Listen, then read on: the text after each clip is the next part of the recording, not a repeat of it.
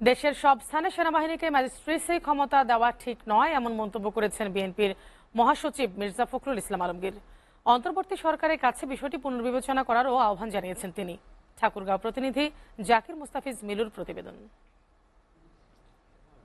সকালে ঠাকুরগাঁও প্রেস ক্লাবে ছাত্র জনতার আন্দোলনে নিহতের পরিবারকে আর্থিক সহযোগিতা দেন দলের এই নেতা। অনুষ্ঠানে মির্জা ফখরুল তার দলের পক্ষ থেকে ঠাকুরগাঁও জেলায় ছাত্র জনতার আন্দোলনে নিহত 4 জনের পরিবার এবং আহত 43 জনের হাতে নগদ 15 লাখ টাকা তুলে দেন। এ সময় তিনি বলেন, যেসব এলাকা নিয়ন্ত্রণের বাইরে চলে গেছে সেখানেই সেনাবাহিনীকে ম্যাজিস্ট্রেসি ক্ষমতা দেওয়া উচিত। দ্রুততম সময়ের মধ্যে সংস্কার সম্পন্ন করে সব দলের অংশগ্রহণমূলক নির্বাচনের ব্যবস্থা করার দাবি জানান বিএনপির মহাসচিব। আমরা নতুন সরকার এসছে, অন্তর্বর্তীকালীন সরকার, আমরা আশা করি যে তারা সঠিকভাবে বিষয়গুলোকে উপলব্ধি করে সিদ্ধান্ত নেবেন। আজকে সেনাবাহিনীকে ম্যাজিস্ট্রেট পাওয়ার দেওয়া হয়েছে, ভালো কথা। তার মানে প্রশাসন ফেল করছে, তাই তো নাকি? তাহলে ম্যাজিস্ট্রেট পাওয়ার দেওয়া হয়েছে মানে অন্যান্য কাজ করছে। ম্যাজিস্ট্রেসি পাওয়ার আমি মনে করি যে সেই সমস্ত এলাকাতে দেওয়া দরকার যে সমস্ত এলাকাতে নিয়ন্ত্রণের বাইরে চলে গেছে,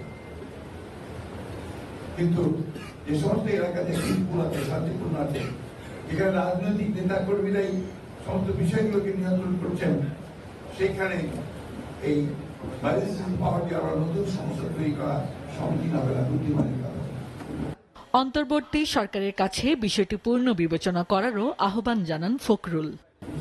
আমি তাই অন্তর্বর্তীকালীন সরকারকে অনুরোধ করব, তারা বিষয়টি পুনর্বিবেচনা করবেন এবং কখনোই এমন কোন ব্যবস্থা নেবেন না সামগ্রিকভাবে তাদের জন্য বুমেরাং হবে, দেশের মানুষের জন্য বুমেরাং হয়ে যাবে।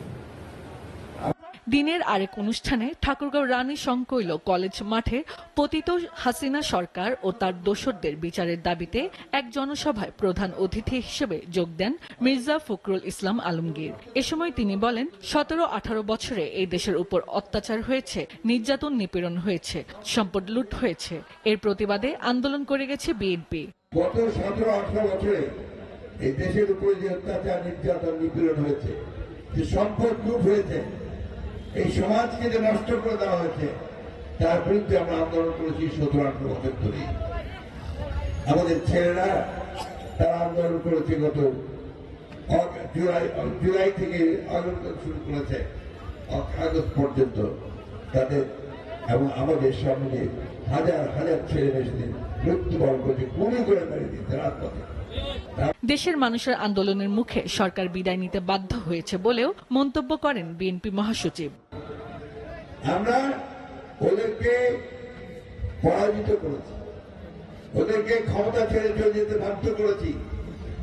চলে গেছে তো গেছে, দেশেই নাই আর, পড়ায় ভারত চলে গেছে, ইন্ডিয়া চলে গেছে, তাই না? কতটা ঘৃণা হলে মানুষ তাকে ঘৃণা করলে যে তার দেশে থাকার সাহস পর্যন্ত পায় না। SATV news desk.